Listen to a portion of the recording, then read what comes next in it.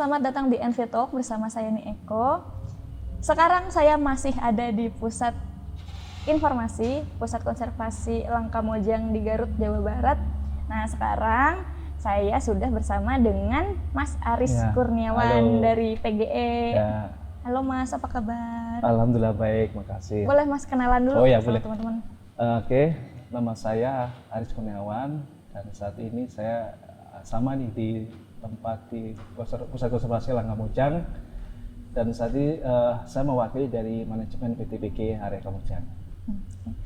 Cerita-cerita dulu ya Mas soal PGE. Sebenarnya energi panas bumi tuh apa sih? Apanya yang panas dari mana gitu ya? Oh ya, oke. Mungkin dari namanya ya, panas bumi ya. Yang terus saja panas bumi kan berarti ada panas yang ada di bumi. Istilahnya kita tuh mengambil energi panas yang ada di dalam perut bumi ya. Ini secara gambaran besarnya tuh kayak di bawah itu ada kayak sumber panas yang kita ambil melalui media air dan uap. Itu yang kita ekstrak atau kita ambil dan yang kita konversikan menjadi energi listrik. Dari air panas dan uap panas. Uap panas, oke, kemudian kita ambil ya dengan teknologi tertentu. Kita ada cara lebih detail ya, ada pemboran, ada jalur pipa seperti itu. Tapi dari energi panas itu kita konversi menjadi energi listrik. Saya kan kemarin sempat jalan-jalan nih Mas ke yang kawah itu, terus kan ngelewatin kantornya PGE ya. Itu kan banyak pipa-pipa, terus habis itu ada uap-uap nyembur. Itu bahaya nggak sih Mas sebenarnya? Oh ya, itu tidak ya. Itu memang kalau itu menunjukkan bahwa kita itu sebenarnya ramah terhadap lingkungan ya. Sehingga mengapa kita juga posisi pipa itu juga nggak yang berdekatan dengan jalan ya.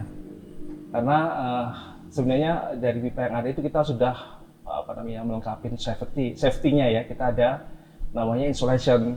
Ini di pipa itu kita ada lapisan yang mengurangi panas yang ada di dalam pipanya.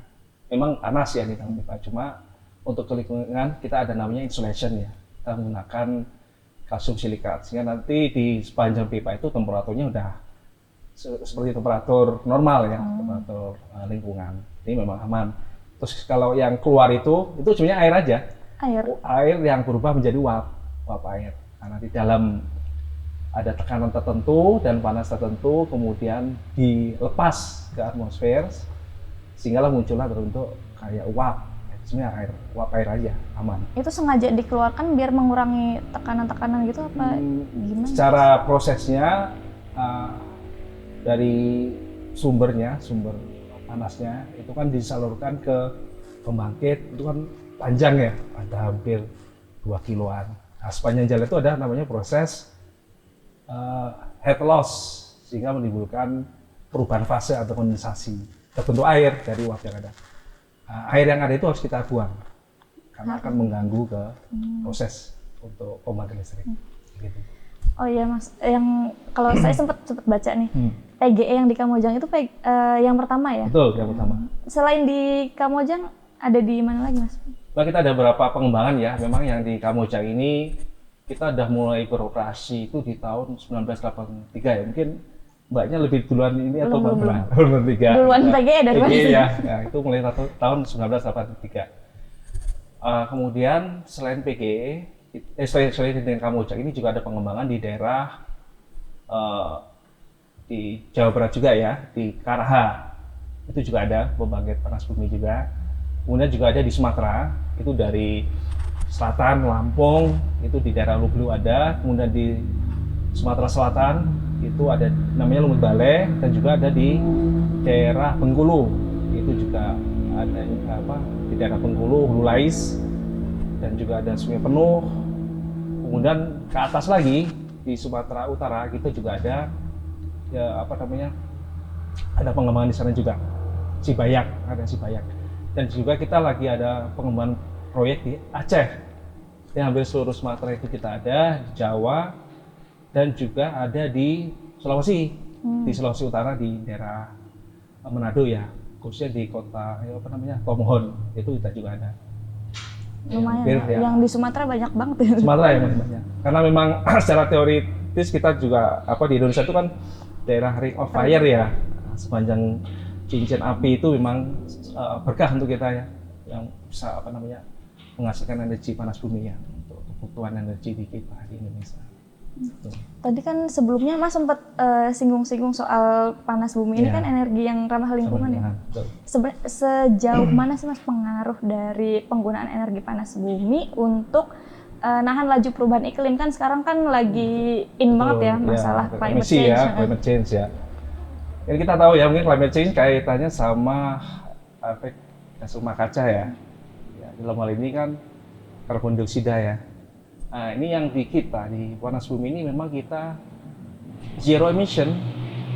Kita mengambil itu adalah mengambil energinya yang berupa fluida uap air, sehingga kita memang zero emission. Zero emission. Jadi kita nggak ada proses pembakaran ya. Mungkin dengan dibandingin energi yang lain, mungkin fosil atau yang lain itu juga ada namanya proses pembakaran nih. Ini ada apa namanya minyak atau mungkin gas yang dibakar sehingga menghasilkan emisi ya CO2. Kalau kita tidak, memang di perut bumi sudah ada energi, tinggal kita ekstrak, kita ambil gitu. Jadi memang nggak ada proses apa namanya pembakaran yang menghasilkan emisi. Begitu. Ya itu mengapa kita termasuk energi bersih ya. Mungkin nggak Mas berarti kalau suatu saat nanti di tahun-tahun berikutnya semua penggunaan energi itu dialihkan ke panas bumi. Ini sebenarnya yang diharapkan ya kita semua, karena memang kita memang secara potensi kita memiliki energi besar ya. Potensi panas bumi kita itu termasuk besar, hampir sekian gigawatt ya, ada yang sekitar 27 atau gigawatt. Ini kita masih manfaatkan hanya sekitar berapa persen ya Mas, sekitar 2000-an, 2 gigaan ya, 2 giga. Sehingga kita sebenarnya potensi kita tuh masih besar.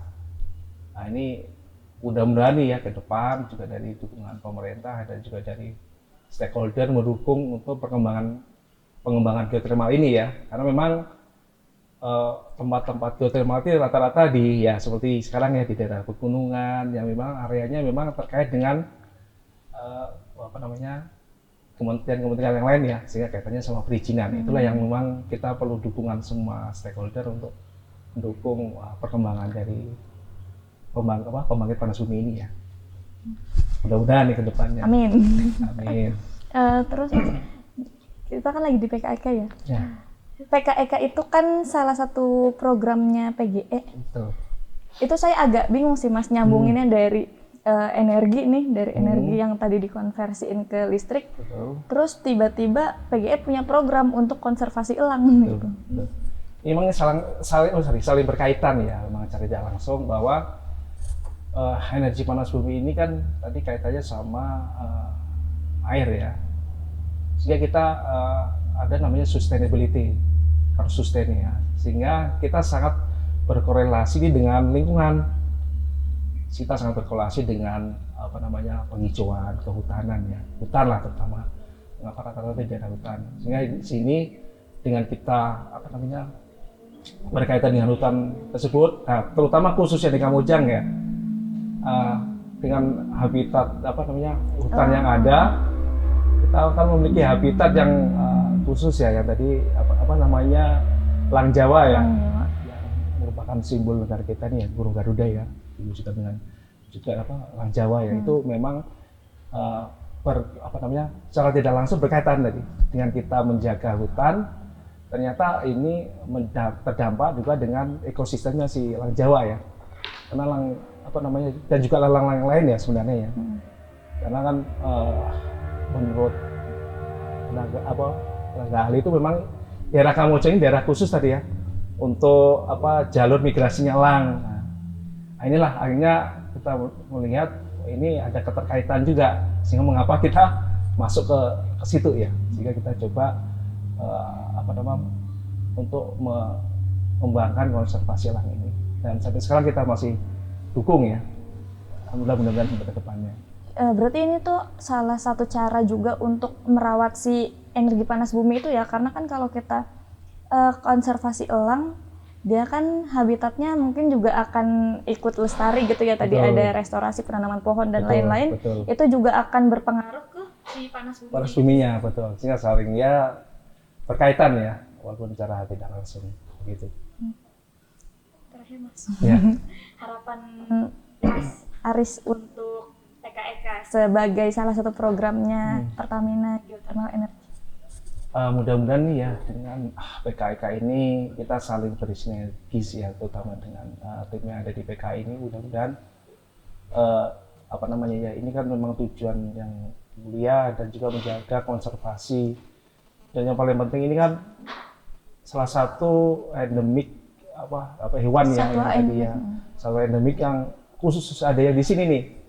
Ini mudah-mudahan bisa kita bisa terpelihara, konservasi, sehingga nanti ya kedepannya ya akan tahu nih, oh ini loh yang namanya elang Jawa, ini loh simbol dari burung Garuda tuh ini ya, seperti itu. Sehingga kita juga keberadaan kita mudah-mudahan juga memberikan kontribusi juga tidak hanya ke masyarakat, juga ke lingkungan ya.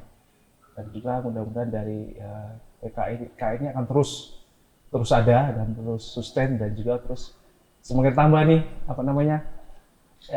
elang-elang yang bisa dilepas liarkan ya. Tapi kalau yang masuk ke sini jangan sampai nambah. Mudah-mudahan kalau berarti nggak ada yang nambah, otomatis nggak ada yang masyarakat pelihara ya. Mudah-mudahan itu semakin banyak dilepas liarkan. Begitu. Amin. Terima kasih banyak Mas Aris sudah nyempetin waktunya buat ngobrol-ngobrol bersama kita. Terima kasih sekali juga kita bisa untuk sharing ya terkait geothermal itu seperti apa ya. Mudah-mudahan jadi banyak yang, kalau saya kan tadi yang nggak tahu nih panas bumi kayak gimana, jadi banyak yang tahu. Kelihatan kayak uap keluar itu apa gitu ya. Bahaya apa enggak gitu kan. Ya udah. Terima kasih banyak Mas Aris sekali lagi. Sekian Infotalk kali ini bersama dengan Mas Aris dari Pertamina Geothermal Energy. Sampai jumpa di Infotalk selanjutnya. Dadah.